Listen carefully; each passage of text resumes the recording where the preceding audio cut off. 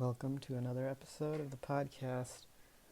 This time we'll be talking about the similarities between Ramayana and Mahabharata.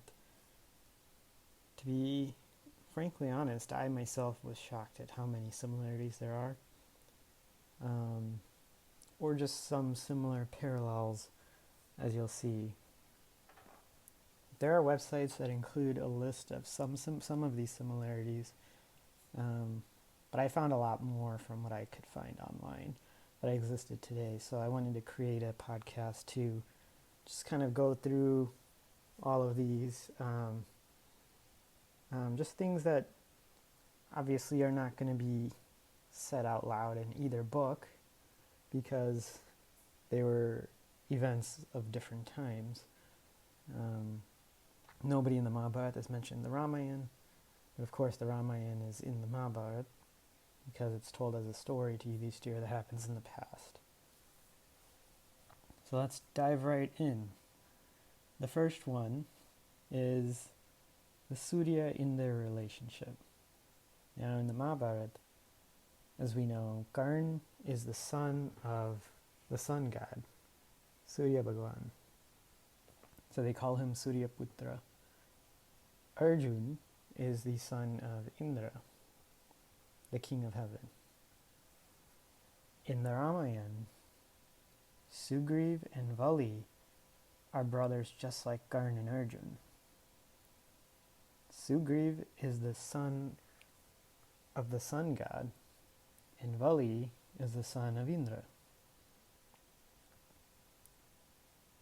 Now, Surya and Indra themselves are also brothers as gods. They're both the sons of Aditi, who is the mother of gods.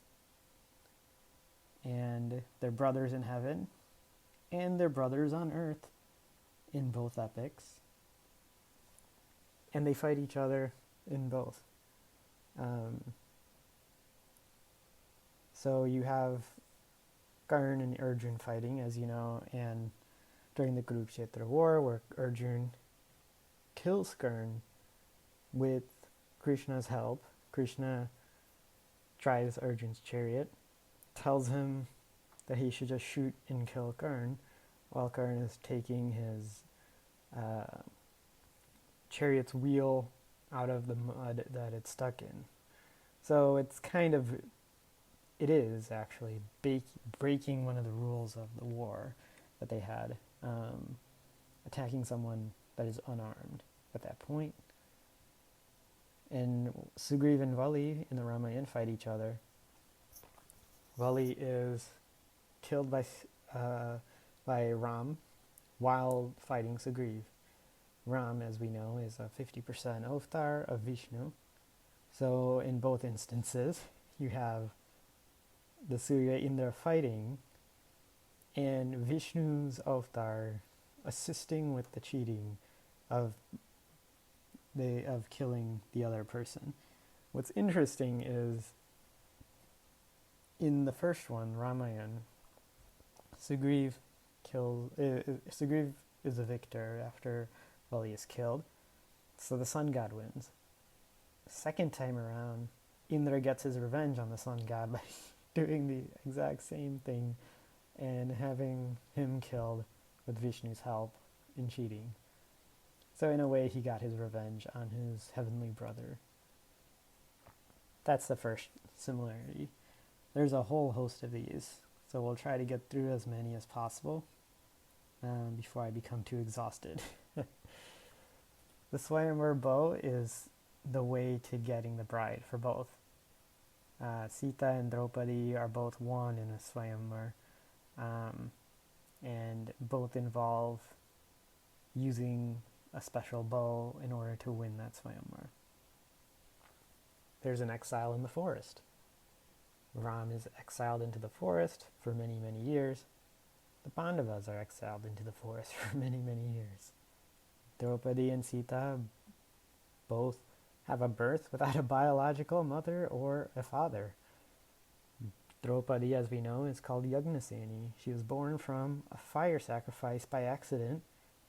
They were trying to birth Drishtadyumna, who's her brother, but she happened to appear at the same time. and is his twin, and literally appears out of fire. Sita was found by her adopted father, Janak, from the ground. Her birth mother is unknown. It's really just considered Mother Earth as her mother. And at the end of the Ramayana, as we know, Sita goes back into the earth from whence she came. Both Draupadi and Sita are partial avatars of Lakshmi. Lakshman's shloks are similar to Ram, are very similar to the Bhagavad Gita shloks. Now, this one I'm not able to verify myself, but this is something the translator, Vivek de Broy, does mention in his foreword, that he finds it very curious while translating that Lakshman says things to Ram that are very similar to what Krishna says to Arjuna in the Bhagavad Gita.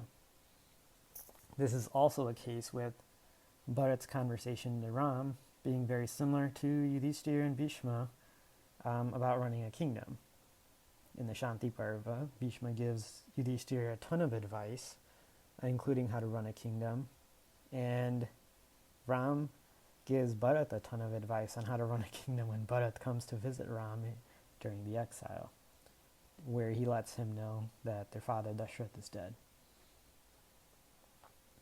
They, in both situations, in both epics, you have help from opposing sides.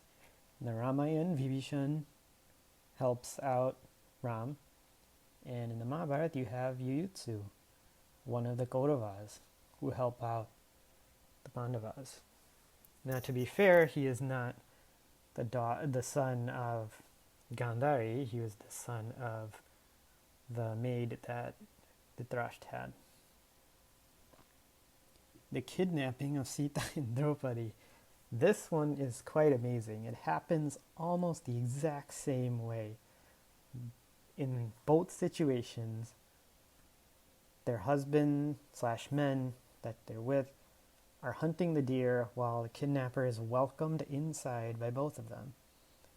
But in both situations, the kidnapper is eventually killed by the husband. Pandavas go out deer hunting. Jayadratha comes, is welcomed inside by Draupadi, and then that's when he kidnaps her.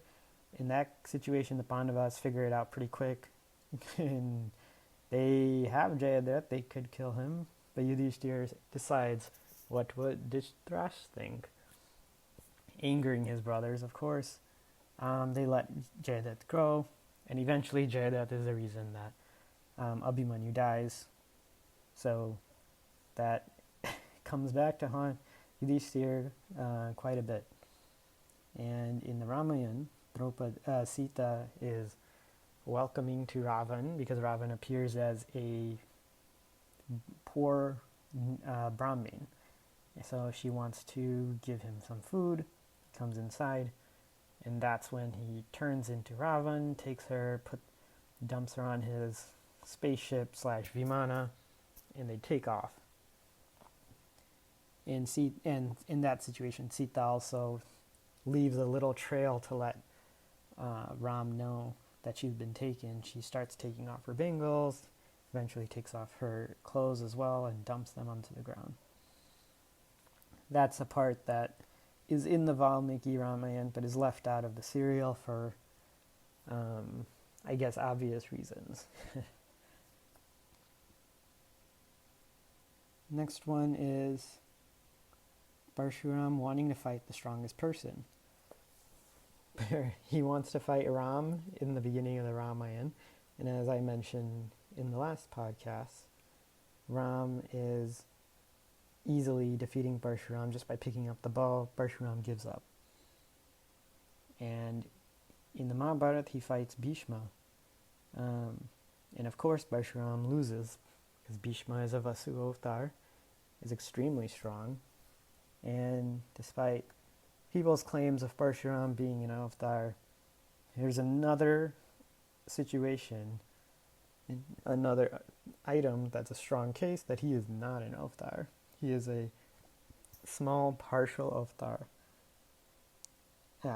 if you want to call him even that. Vayu's son is the strongest of both epics. That is Bhim, the strongest guy in the Mahabharata, physically strongest. And Hanuman, Vayu's son, the strongest in the Ramayana, physically. Some of the same people are in both epics. I should mention Parshuram, Jambavan, Hanuman, Markandeya, Vashishta, Vishwamitra. All these people are in both epics. They both get to see people in each. Both avatars are dark-skinned. I think that's an easy one. Ram and Krishna both have dark skin. The king allows disaster to happen despite having the control not to allow it. Dashrath doesn't have to listen to one of his wives that uses her boon to banish Ram into exile. He listens to her anyways. Dhritarashtra has no reason to listen to Duryodhana and is warned repeatedly against it by basically everyone, including Bhishma, including his wife, and including the Council of Krishna. But he allows it to happen, so you have a king that's allowing disaster in both. There's also the fighting of random Rakshasas in exile. This might be an obvious similarity. Rakshasas existed in both, and during each exile, Ram and Lakshman kill a Rakshas, Pandavas kill a Rakshas during their exile. The gods are helping the avatars accomplish a mission by taking forms on Earth. In both situations, the epics are pretty clear through their story of what's going on in heaven while this is all happening. And the whole purpose of Vishnu coming to Earth was to kill Ravan, and all of the other people from heaven come to Earth in partial avatars. That's why you have Indra, that's why you have Surya, that's why you have Vayu, and you have a ton of random Apsaras, Gandharvas coming in as the monkeys. In the Ramayana, in the Mahabharata, there's a ton of people that are from heaven that are all of the main characters, right? The Pandavas, the main, you have tons of random Gandharvas, Apsaras coming onto the earth as well, as partial avatars. You have one of the Vasus, Bhishma, being an avatar there. Lakshmi coming as two avatars, both Rukmani, the wife of Krishna, is a Lakshmi avatar, partial avatar, as well as Draupadi, another partial avatar. Balaram is a interesting avatar because he is mentioned twice as being a Vishnu avatar, and the Harivamsh mentions him as a Shesha avatar. When Balaram dies in the Mahabharata, he has a snake coming out of him going into the ocean. So what do we make of this? Well, he's both. Shesh, as Krishna says in his Vishnu form during the Bhagavad Gita, is his own avatar. And think of Balaram as an avatar of an avatar. Shesh is an avatar of Vishnu, Balaram is an avatar of Shesh. The reason I think of it that way is because unlike Vishnu's other avatars, Balaram is a bit hot-headed and does whatever he wants. He does listen to Krishna, despite being the older brother. Krishna is the boss of that dynamic. And there's numerous times where he just strongly disagrees with Krishna, and that's why he goes on a Tirtha walk while the Kurukshetra war is happening. He actually wants the Kauravas to win. I don't know if a lot of people know that, but Balaram was actually on the Kaurava side. Duryodhana was one of his disciples. in terms of mace fighting. So he wants that side, but at one point Balaram says, well, Krishna has decided the Pandavas will win. So that is what will happen. He says this long before the Kurukshetra war.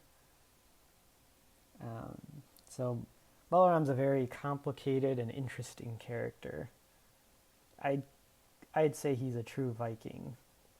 This guy drinks alone in the forest, gambles and beats the guy to death instead of paying up, as he did with Rukmani's brother, runs away when threatened and threatens to kill anyone that follows him. He bails his nephew Samb out of Hastinapur jail by just tearing up the neighborhood, really. Quite a very interesting, fun character to read about. But moving on to more similarities. We have white mansions with carpeting, chariots, bows and arrows, spears, axe, and all the same divine weapons, the Brahmastra and all others, are in both epics. Now, this is quite interesting because supposedly these two epics are happening at least 1,000,000 years apart based on what is written. So, Mahabharata having it was already fascinating enough, but the fact that Ravan has a white mansion with carpeting is quite something to read about. Lapis lazuli is this, it's very popular in both. It's this blue crystal type of material that is available in Afghanistan, where there's a mine, and you can make a lot of things out of it. It describes chariots, including parts made out of it, tables, flooring. There's all kinds of things like that made out of it. There's visiting of tirthas and exiles. Ram and Lakshman visit tirthas, and the Pandavas also go on this long tirtha mission where I don't want to say the most boring part, but probably is, in my opinion, one of the more boring parts of the Mahabharata, just because it's filled with a lot of random, really quick stories, and they're just kind of briefly there at the tirthas to hear about it, see the area, do a little prayer, and then head out. So another similarity, both Ram and Krishna had ancestors that were killed by Ravan. So I don't know if everyone knows this, but Ravan has actually been around quite some time. His true age is really unknown, but what we do know is he comes from not just a Rakshas. His mom is a Rakshas, but he is a Brahmin. So, because of his dad, Pulastya. So, Ravan has been around for millions of years by the time Ram kills him. There is a situation where Krishna's ancestor in the Yadu dynasty, named Kartavya Arjuna, very powerful king, said to have had 1,000 arms. He actually jails Ravan during one of his earlier years.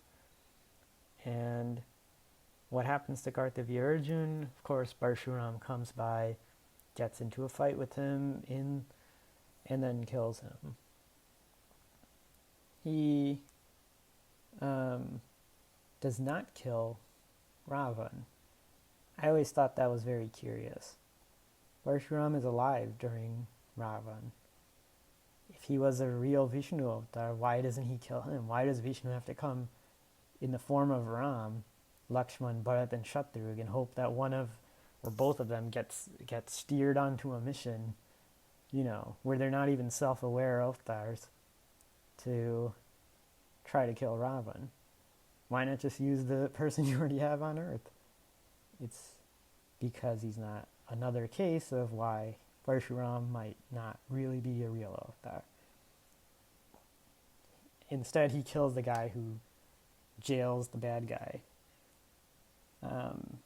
Both the authors are in each of their stories. Valmiki is a character in the Ramayana. At the very end, it's described that he has this little hut that he lives in, and that is where Lakshman takes Sita for a brief time before she comes back and goes into the earth. Vedavyas plays a pretty prominent role in the Mahabharata, appearing and reappearing constantly, and he's also the author of the Mahabharata as well. Now, interesting thing about Vedavyas is his disciple is the person telling the story, Vaishambhayan. Vaishambhayan has this theory that he says towards the end of his little giant discourse to Janamjay that he believes Vedavyas is a Vishnu avatar.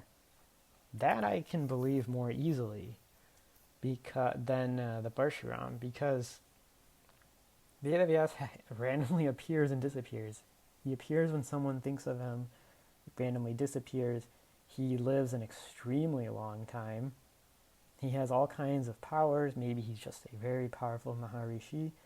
But he did compile the entire Mahabharata and an original version of the Puran, which probably was broken into many different Purans and edited and re-added later.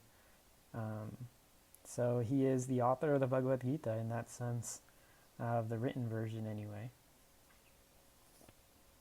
And in both situations, the stories are told by the future descendants. The Ramayana is actually told by Love and Kush as a story, and they're sung as a poem with music in front of Ram many, many years later. While the Mahabharata is an entire story told by Vaishambhayan to Janamjay about his ancestors. Shakuni and Manthara are two unrelated people that are the cause of the exile. Shakuni, of course, gambles with Yudhishthira, causes his exile into the forest. Manthara is that woman with the hunchback that convinces one of Dashrath's wives, I believe Kaikeyi, to use her boon with Dashrath and have Ram banished away. I don't know if that's a real similarity, but it's a situation where you have two unrelated people causing the exile of protagonists. And there's twins in the main protagonist family for both epics. Shatrughna and Lakshman are twins. Sadev and Nakul are twins. Sita and Draupadi are both Shri avatars, Shri being Lakshmi. And the final similarity that I noted was everyone around the main antagonist urges peace, but he refuses on the principle of being superior. Duryodhana understands everything. He knows that the Pandavas can't be killed. He is urged peace by everybody around him. And he goes through it anyway because he knows that he is destined to do that. He actually has a situation where he almost kills himself shortly after the Pandavas free him from the Gandharvas, who tie him up and hand deliver him to the Pandavas. Duryodhana feels extremely miserable. He's about to kill himself alone in the forest until a bunch of Rakshasas come and kidnap him, take him to some underworld, I guess, and tell him, look, Duryodhana, we've created you. You're on a mission on behalf of us, the Danavas, the Daityas, the Rakshasas. So you better do it. And we will do what we need to, even hypnotizing and taking control of basically possession of Dronacharya, Bhishma, and whoever else we need to. Now, Duryodhana then wakes up, doesn't realize whether it's a dream or it actually happened, but he feels determined to not kill himself and charge straight ahead into disaster. Ravan is urged the same thing. He is urged by a bunch of people around him, hey, this Ram guy is very strong. He's on his mission to get back his wife Sita. You have thousands and thousands of other young women. Why do you must have Sita? It's because Ravan feels that he is superior to Ram, that nobody is superior to him. So on that principle alone, he must hold on to Sita as much as he wants. And he is also very shocked at Sita's reluctance to go along with it. Most of the other young women he was able to convince after kidnapping that it was actually a good thing that he did that, and they live of their own free will almost, from what it's described in Ravan's palace, because he's extremely handsome, he's this powerful figure, they get to live a life of luxury. Sita cares for none of this, as she is a partial Lakshmi Avatar and is extremely devoted to Ram. And at every turn, Ravan tries very, very hard, but he refuses to actually harm Sita. He only wants to win her if she is willing. So she is never willing. And that really gets to Ravan psychologically. And that feeds on his mission that he must defend her at all costs from Ram. And Ram's invasion, which ultimately leads to his downfall and the success of Ram, which was the ultimate mission that the heavenly team wanted to accomplish. The second Sita was kidnapped, the scene pivots to Brahma, basically saying the equivalent of modern day game on. They wanted Sita to be kidnapped or something along that lines to happen so that they could get this Ram guy to kill Ravan, which was the mission the whole time. The reason they had Ram pushing Ram to the south, hoping that either that kidnapping would happen or just some random encounter with Ravan where Ram's teenage attitude at the time would think of superiority would just get into a fight with him and win. So as great as Ram was a fantastic king and ruled greatly. He's a Vishnu avatar. We all love Ram, but it's fine to acknowledge the reality of Ram's early years, which is most of the Ramayana, that he is a teenager and he thinks and acts like a teenager. Parshuram almost jeopardizes the entire heavenly mission by telling Ram he is a Vishnu avatar, and Ram shrugs it off like, yeah, that's just who I am. People think I'm so great, I'm like Vishnu. Ram, interestingly, had a Vishnu temple in the palace grounds. The scene in the Ramayana opens with his mom coming from the palace ground in the Vishnu temple. So it's interesting. Vishnu worship was pretty common in the Dashrath household in Ayodhya during the time of Ram. However, Vishnu was considered a god still in the Mahabharata, of course, but the prevalence of Vishnu worship was very decreased, despite the fact that Krishna, a Vishnu avatar, was on earth.